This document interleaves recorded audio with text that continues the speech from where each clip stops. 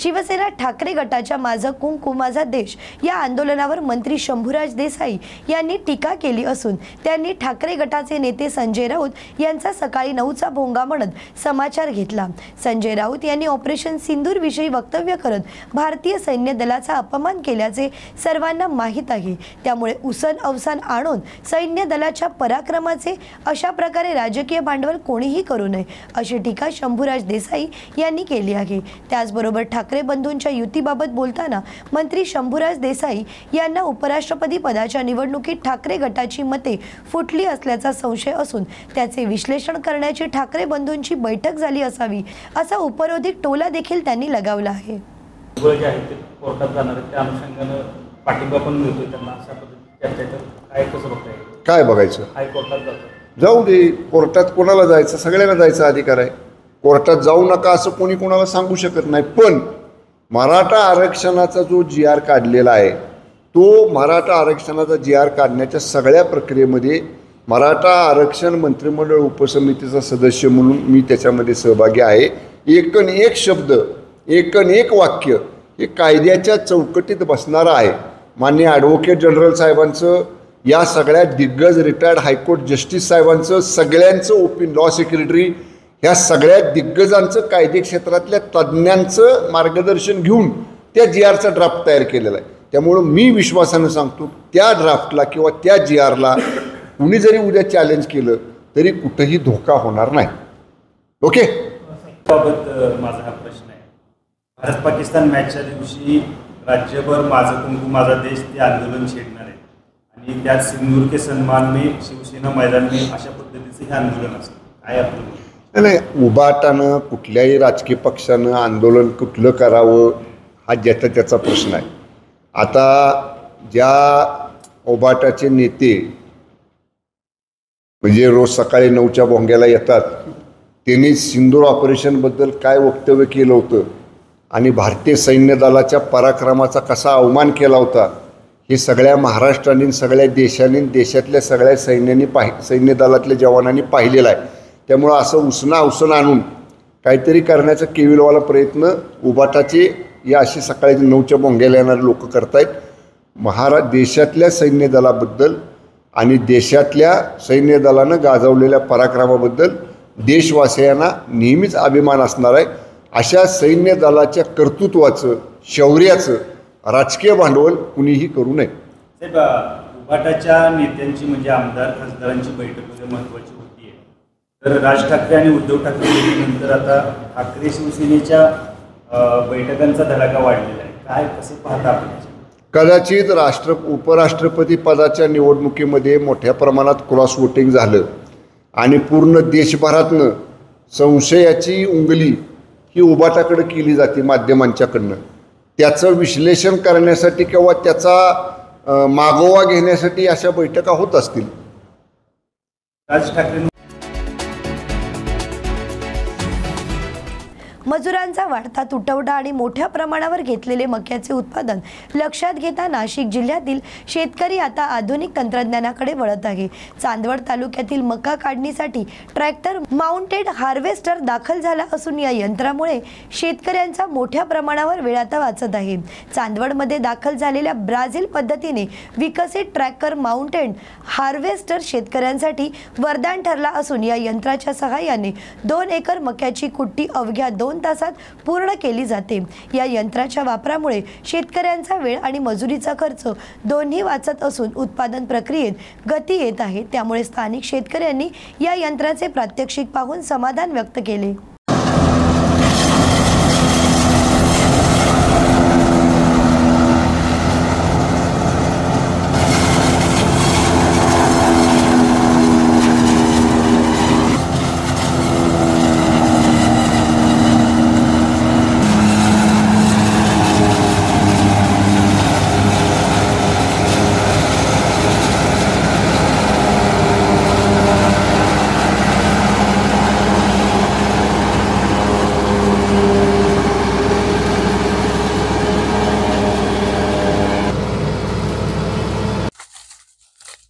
काका, आज या तुम्ही तुमच्या शेतामध्ये हे एक मशीन आणलेले आहे मका काढण्यासाठी।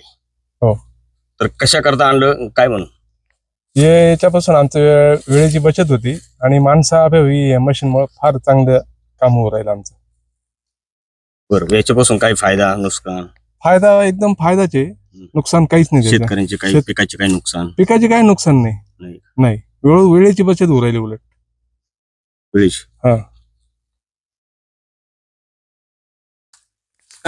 काय सांगाल तुम्ही? मी एकच सांगेल का या ठिकाणी वाढत्या महागाईमुळे व मनुष्यबळ नसल्यामुळे खऱ्या अर्थानं वेळेची बचत व खऱ्या अर्थानं जनावरांसाठी लागणारा हा चारा आहे, हा आज चांगल्या दृष्टीने जनावरांपर्यंत पोहोचतो. कुट्टीच्या सहाय्याने हा चाराही वाया जात नाही. यामुळे मी या ठिकाणी निसर्गाचे या ठिकाणी मी आभार व्यक्त करतो. खऱ्या अर्थाने त्यांनी या ठिकाणी शेतकरी वर्गाचे खऱ्या अर्थाने कष्ट कमी करण्याचं काम या ठिकाणी निसर्ग आग्रहाने केलं, त्याबद्दल मी त्यांचे या ठिकाणी आभार व्यक्त करतो. तुम्ही या मशीनचे चालक आहात, काय सांगाल तुम्ही या संदर्भामध्ये? कसे तुम्हाला ही संकल्पना सुचली की मशीन आणून आपण शेतकऱ्यांना काहीतरी याच्यापासून फायदा होईल? याचा फायदा असा आहे की हे ब्राझील प्रणालीचं मशीन आहे, हार्वेस्टर, ज्याला ट्रॅक्टर माउंटन हार्वेस्टर आपण म्हणतो. काय झालं की नाशिक जिल्ह्यामध्ये अथवा महाराष्ट्रामध्ये मक्याचं विक्रमी असं उत्पादन घेतलं जातं आणि मजुरांचा इतका तुटवडा आहे की मजूर मिळत नाही. अक्षरशः मागच्या दिवाळीला लोकांनी दिवाळी झाल्यानंतर मका सोंगणी केली, कोणाची मका आडवी पडली, कोणाची काय पडली. आणि मग आमच्या मनामध्ये एक विचार आला की आता महाराष्ट्रामध्ये गायींचं प्रमाण मोठ्या प्रमाणात वाढलेलं आहे, मोरघास करण्याचं प्रमाण वाढलेलं आहे. हे मोरघास पर्पज मशीन आहे.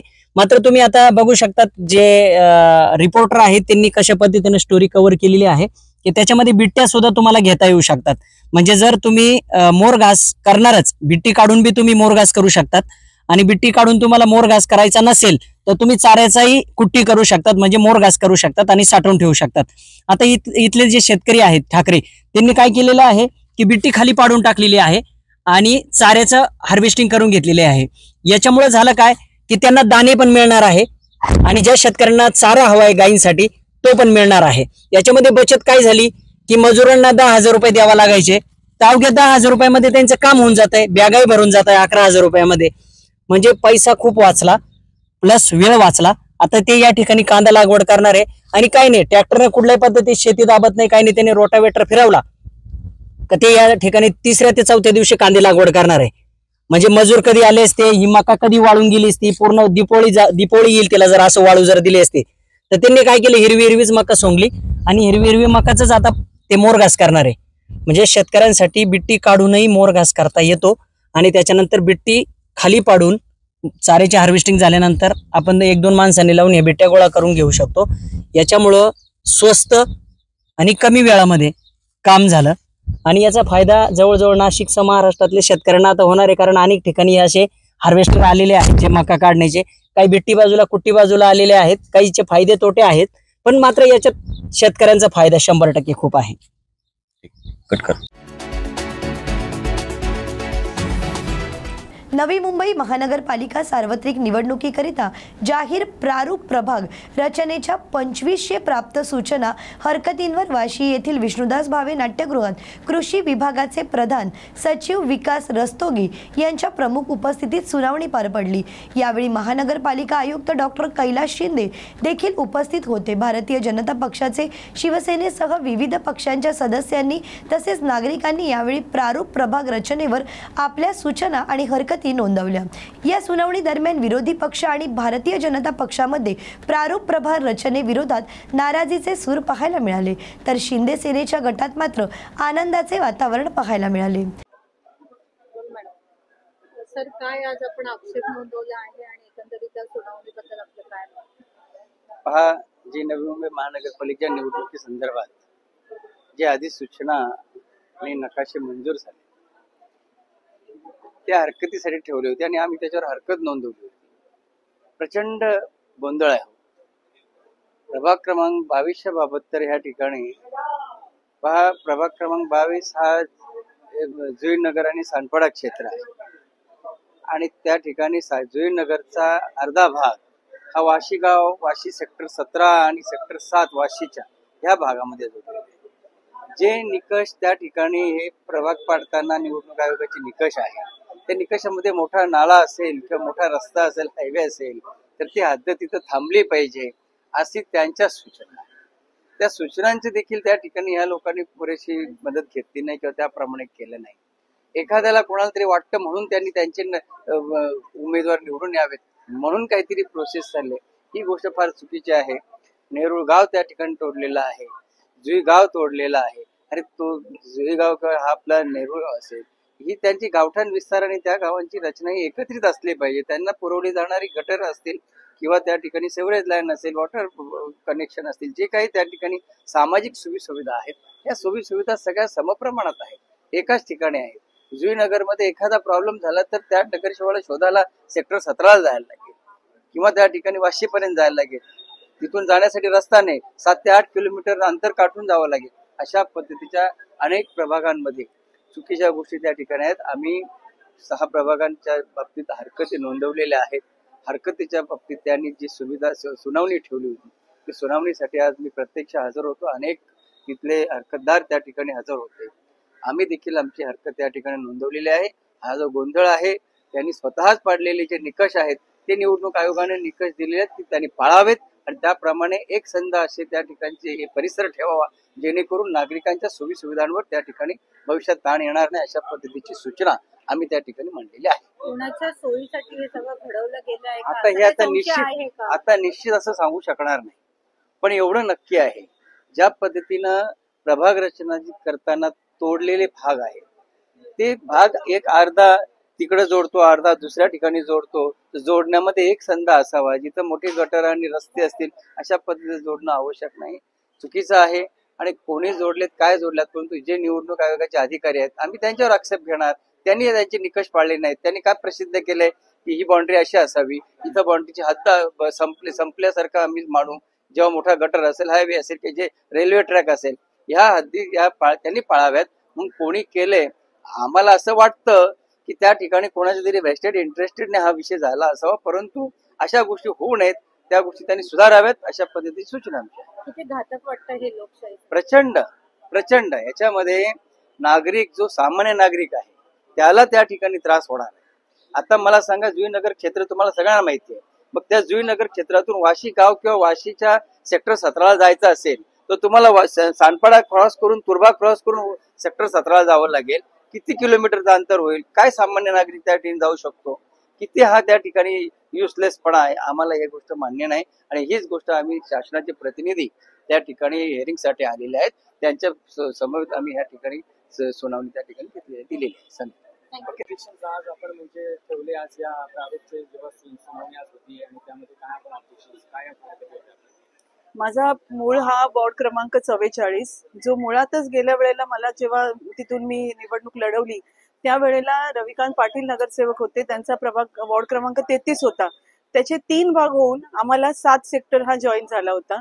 आम्ही 44 मधून मी काम केलं, त्या विभागाची चांगल्या प्रकारे कामं केली. आम्ही जवळजवळ 4 ते 4,500 मतदान आहे तिथलं, आणि या वेळेला परत तो 7 सेक्टरचा वॉर्ड हा आम्हाला आमच्याकडून परत तोडला गेला आणि फक्त 6-7 बिल्डिंग तिथे ठेवल्यात.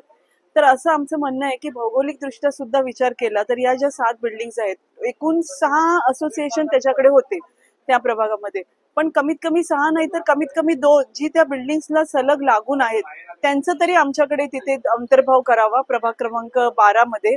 आणि दुसरं म्हणजे तिथल्या नागरिकांना सुद्धा ते निवडणुकीच्या दृष्टिकोनातून ते सोयीस्कर पडणार आहेत. आणि भौगोलिक दृष्ट्या या सर्वांचा विचार करता तर आम्ही त्यासाठी इथे आज हरकती घेतलेल्या आहेत. पूर्णपणे हेतू परस्पर करण्यात आलेला आहे, कारण मला नाही वाटत की कोणाचं जवळजवळ 4,500 मतदान हे तोडलं गेलं असेल.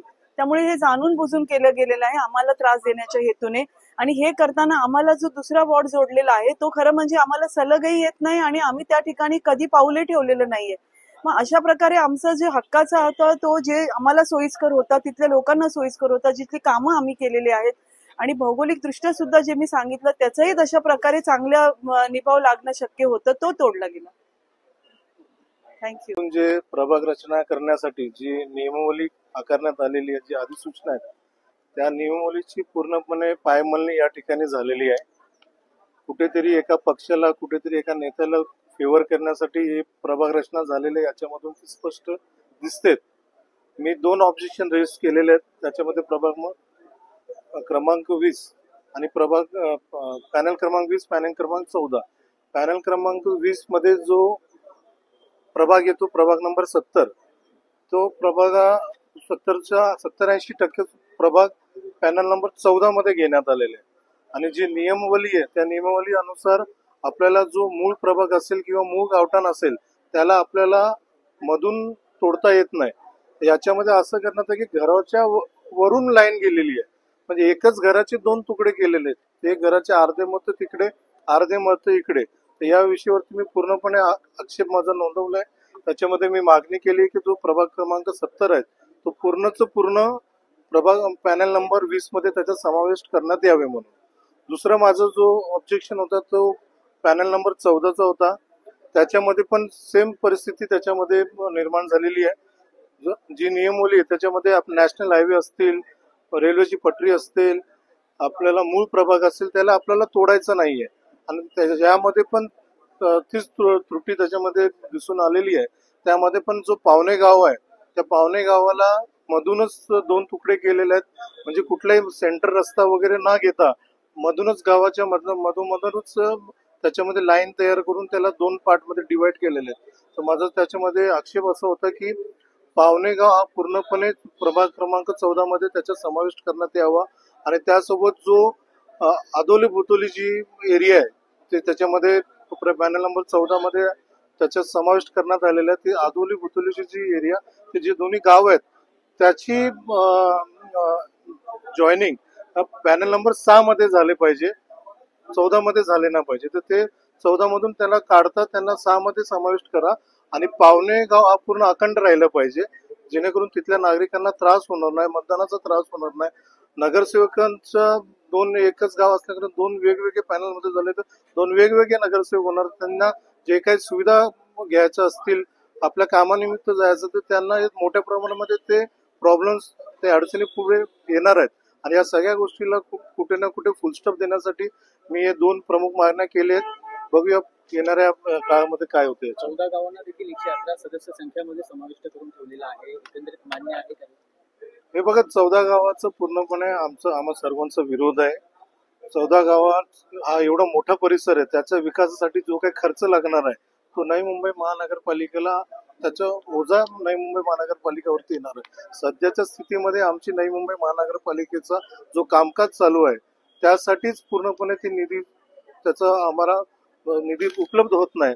आणि अशामध्ये तुम्ही एवढा मोठा 14 गावाचा परिसर हा नवी मुंबईला तुम्ही जॉईन करणार, त्याचा जो अजून अधिक भार जो खर्चाचा येणार आहे तो अधिक भार हा नवी मुंबई महानगरपालिकेला परवडणार नाहीये.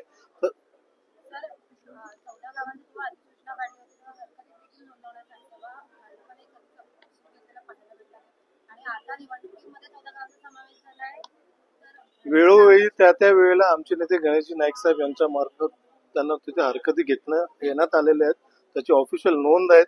आणि त्या अनुषंगाने मुख्यमंत्र्यांना देखील त्यांनी अर्ज केलेला आहे. आणि त्यांची त्यामध्ये ठाम मागणी होती की 14 गाव हा जर तुम्हाला घ्या म्हणून गावाला विरोध नाहीये, जो गावाला विकास करण्यासाठी जी निधी लागणार आहे त्यासाठी त्यांचा विरोध होता. गाव आम्हाला जॉईन करण्यामध्ये आमची कोणाची हरकत नाहीये, पण तो जो गाव आपण आपल्याला नवी मुंबई शहराला आपण जॉईन करत आहे तर त्याला जो खर्च येणार आहे कमीत कमी 5-6 हजार कोटीचा खर्च त्या गावाच्या विकासासाठी लागणार आहे. आणि अशामध्ये एवढं नवी मुंबई महानगरपालिकेचा जो बजेट आहे त्यामध्ये आता जे 111 वॉर्ड आहेत त्यामध्ये तेवढं खर्च त्यांना द्यायला अजून पुरत नाहीये.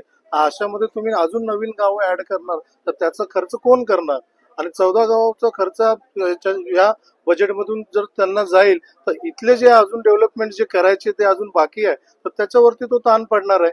आमचं फक्त तेच मागणी की जर जॉईन करायचं असेल तर शासनाने त्याची वेगळी निधी द्यावी आणि वेगळी निधी देऊन त्याचा विकास करावा, दुसरं काही आमचं म्हणणं नाही.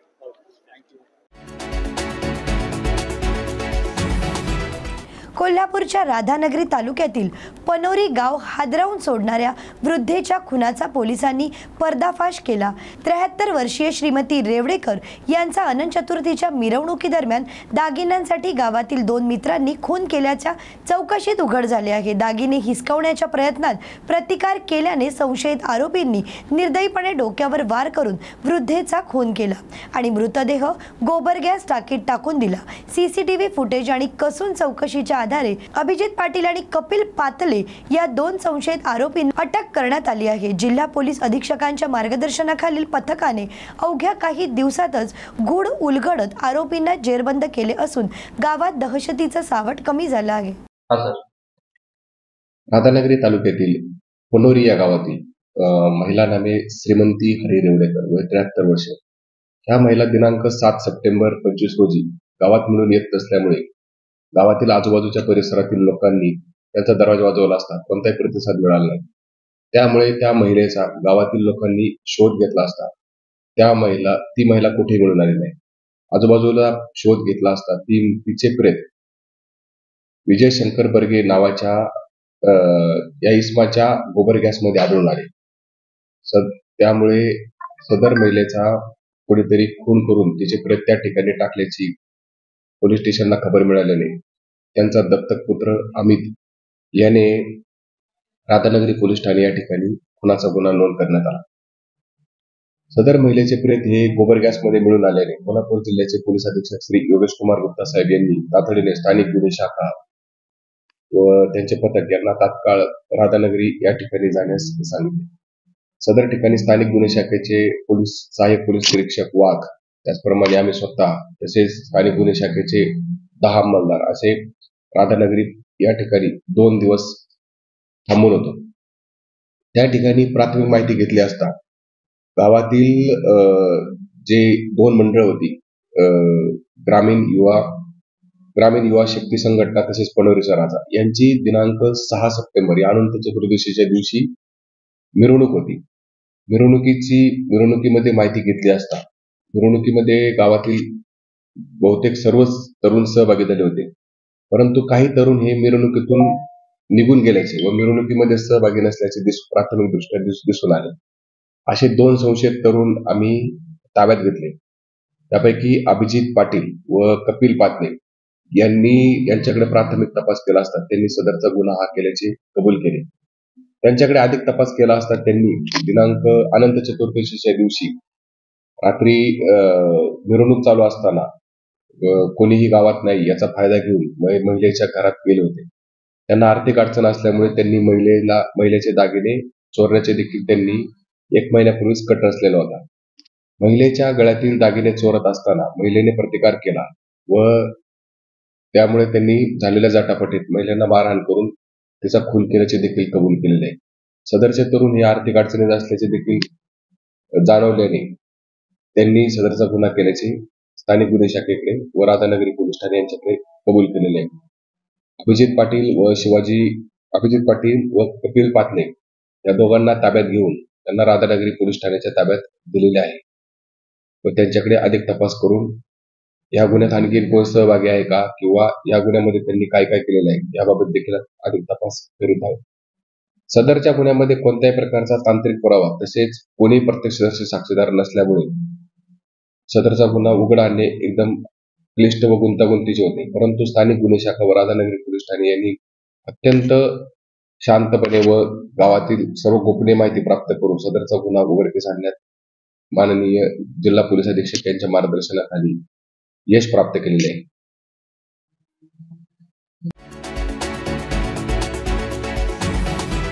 कोल्हापूरच्या सांस्कृतिक वारशाचं प्रतीक असलेल्या केशवराव भोसले नाट्यगृहाच्या पुनर्बांधणीला संथ गती मिळत असल्याने रंगकर्मीत नाराजीचा सूर उमटला आहे।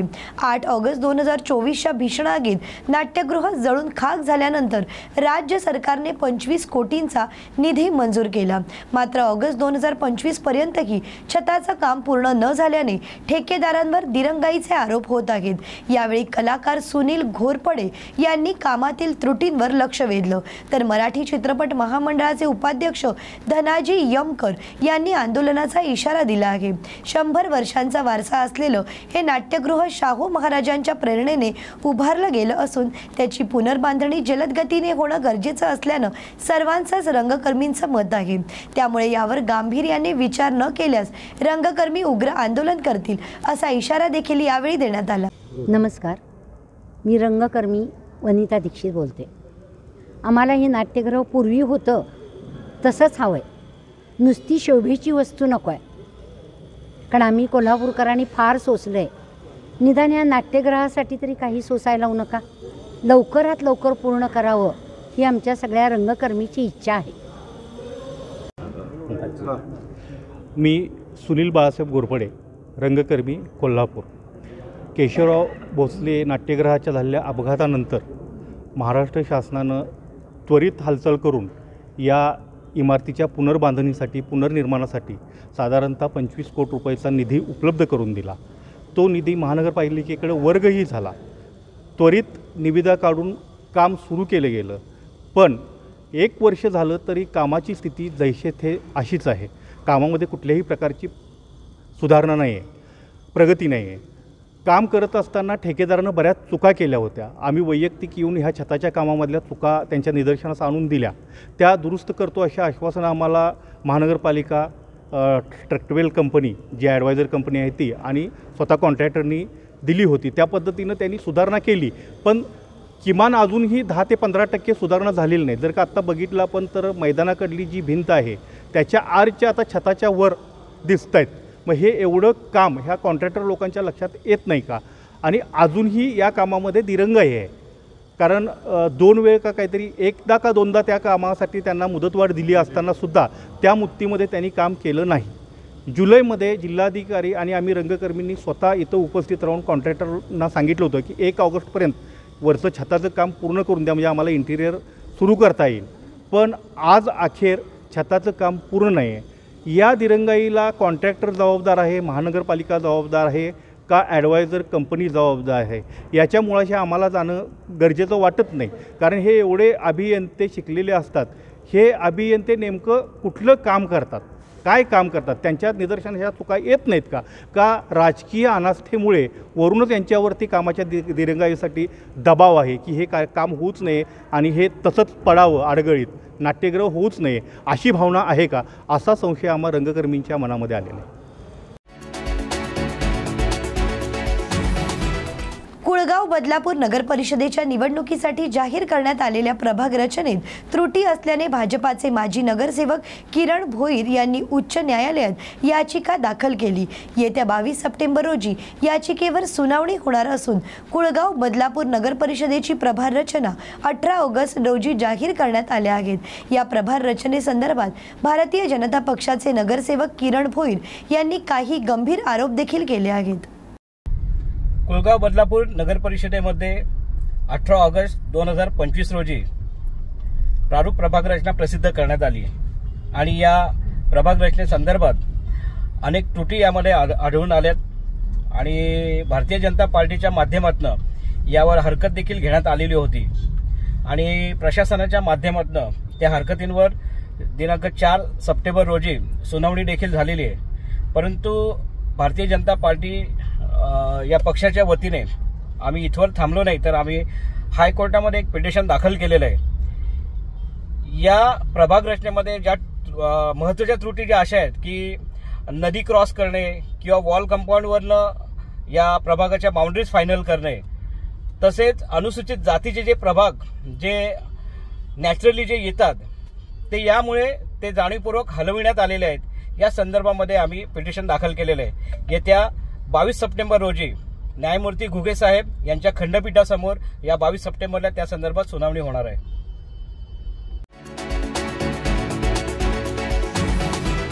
भोकरदन तालुक्यातील पोस्टे पारद येथे दिनांक 15 नोव्हेंबर 2024 रोजी एका अल्पवयीन मुलीला जालना येथील मुलाने फूस लावून पळवून नेले होते. याबाबत गुन्हा देखील दाखल करण्यात आला, परंतु बराच कालावधी होऊन गेला तरी पीडित मुलगी आणि आरोपी मिळून न आल्याने पोलीस अधीक्षक यांच्या आदेशानुसार गुन्ह्याचा पुढील तपास अनैतिक मानवी वाहतूक प्रतिबंधक कक्ष यांच्याकडे सोपवण्यात आला.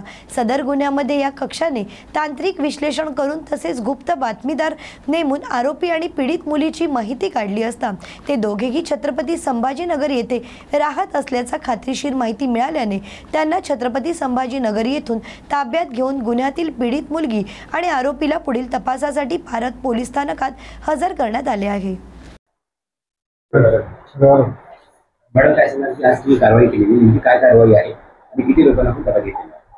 मी पोलीस उपनिरीक्षक दीपाली शिंदे, नेमणूक अनैतिक मानवी वाहतूक प्रतिबंधक कक्ष, एसपी ऑफिस जालना. अनैतिक मानवी वाहतूक प्रतिबंधक कक्षाकडे पोलीस स्टेशन पारद येथे दाखल एक गुन्हा आमच्याकडे तपासावर होता. सदर गुन्हा हा 2024 मध्ये दाखल होता. जास्त दिवस सदर गुन्ह्यातील जे आरोपी आहे त्याने एक पीडित मुलीस पळून घेऊन गेला होता. तर पीडित मुलीचा आणि त्या आरोपीचा शोध बराच कालावधी उलटून गेल्यानंतर शोध लागत नसल्याने सदरचा जो गुन्हा आहे पारद पोलीस स्टेशनवरून माननीय पोलीस अधीक्षक सो यांच्या आदेशाने ASTU जालनाकडे वर्ग करण्यात आलेला होता. त्यानंतर सदरचा गुन्हा वर्ग झाल्यानंतर सदर गुन्ह्यातील जो तपास आहे तपासामध्ये आम्ही सदर पीडिता आणि मुलीचा तांत्रिक विश्लेषण तसेच गुप्त बातमीदारामार्फत माहिती घेतली असता आम्हाला सदरचे आरोपी व पीडिता हे वाळूंज छत्रपती संभाजीनगर येथे राहत असल्याबाबत खात्रीलायक बातमी मिळाल्यावरून ASTU जालनाच्या टीमने छत्रपती संभाजीनगर येथे वाळूंज परिसरामध्ये जाऊन पीडिता आणि आरोपीचा शोध घेतला असता तर ते दोघेही मिळून आलेले आहेत आणि त्यांना रितसर ताब्यात घेऊन आता पुढील कारवाई आम्ही पोलीस स्टेशन पारद येथे आम्ही हजर करत आहोत. सदरची जी कारवाई आहे माननीय पोलीस अधीक्षक सो अजय कुमार बन्सल सर, माननीय अप्पर पोलीस अधीक्षक सो आयुष नोपानी सर, माननीय SGPO sir Anant Kulkarni sir आणि माननीय पोलीस निरीक्षक पंकज जाधव सर LCB तसेच ASTU जालनाची जी टीम आहे सर्व पोपनी गवळी सर, परत जोशी सर,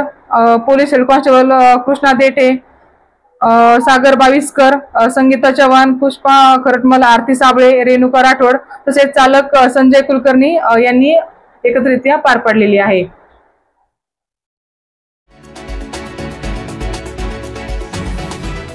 देवेंद्र फडणवीस यांचा ड्रीम प्रोजेक्ट असणाऱ्या पंढरपूर कॉरिडॉरबाबत स्थानिक नागरिकांची बैठक संपन्न झाली असून या बैठकीला मोठा प्रतिसाद मिळाला. या बैठकीत सरकार आपल्या घरावर उठत असेल तर विठ्ठल मंदिराचा अनावश्यक भाग देखील कॉरिडॉरमध्ये बाधित म्हणून घ्यावा अशी मागणी इथल्या स्थानिकांसह स्थानिक नेते कटेकर यांनी केली आहे. विठ्ठल रुक्मिणीची माफी मागून माझा एक विषय फार वेगळाच आहे. मला असं म्हणायचं आहे की आपल्या घरादारावर उठले विठ्ठल रुक्मिणी मंदिर समितीमध्ये जी अनावश्यक भाग आहे ती का काढत नाही? ते ऑफिस आहे त्यांचं, नंतर त्यांचं चिल्लर मध्येचं हे आहे, स्वयंपाकघर आहे, मुतारे आहे, नंतर सभा मंडपापासून खालचा जो भाग आहे सगळा तो अननेसेसरी वापरत नाहीच आहे. म्हणजे खरं सांगायला नाहीच आहे. हे जर तिने काढलं तर बऱ्यापैकी आपल्याला सुद्धा तिने मंदिरचं हे होईल.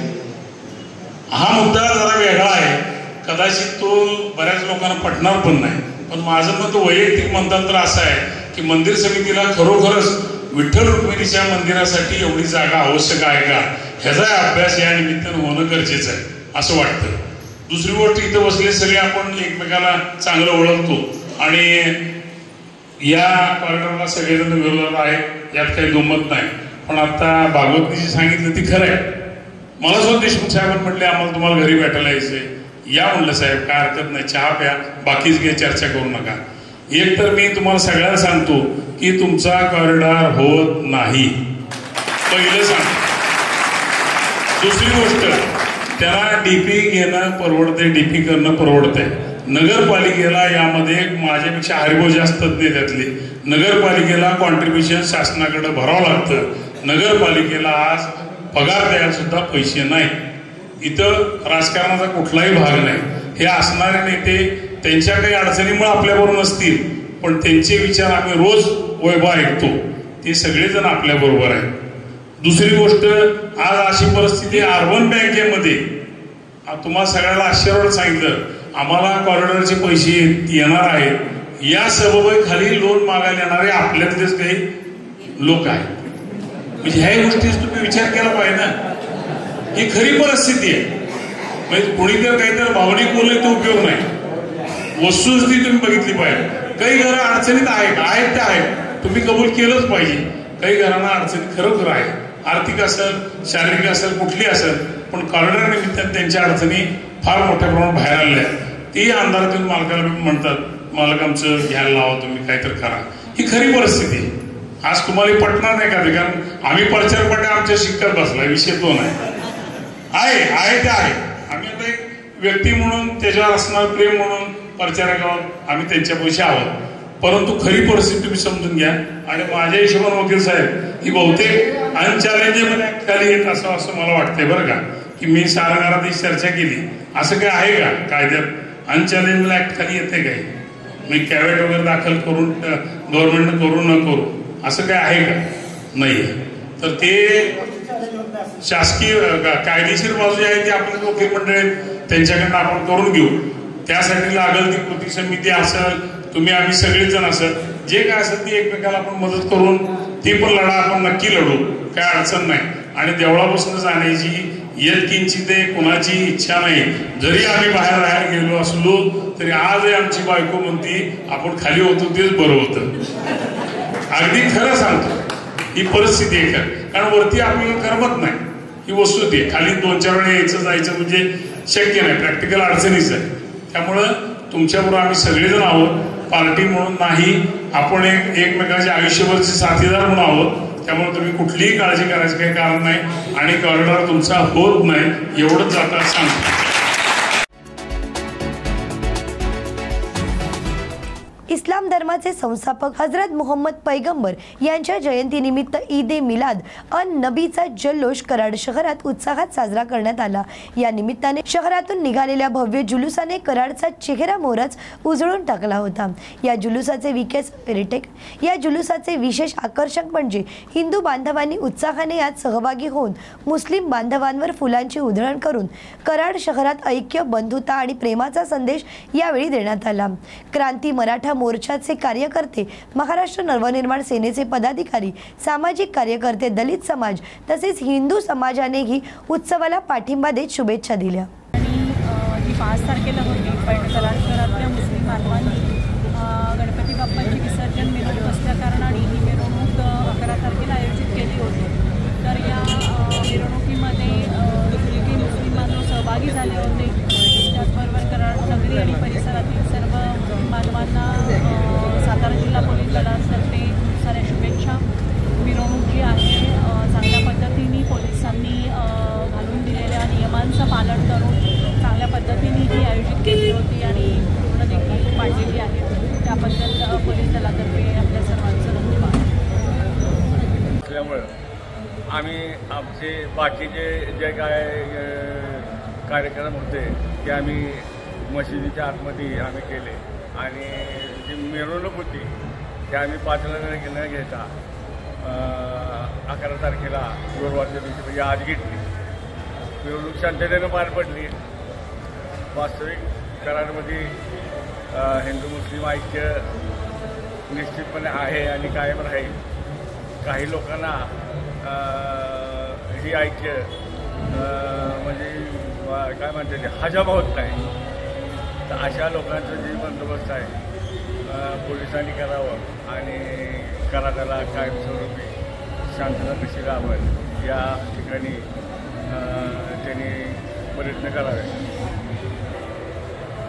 आमचे दलित समाजाचे आंबेडकरवादी आमच्या संघटना आहे, त्यांचेसुद्धा नेते आणि मराठा मोर्चा या नेत्यांनी सुद्धा या मिरवणुकीचं स्वागत केलं आणि आम्हाला शुभेच्छा दिली आणि कार्यक्रम अत्यंत शांततेनं पार पडला.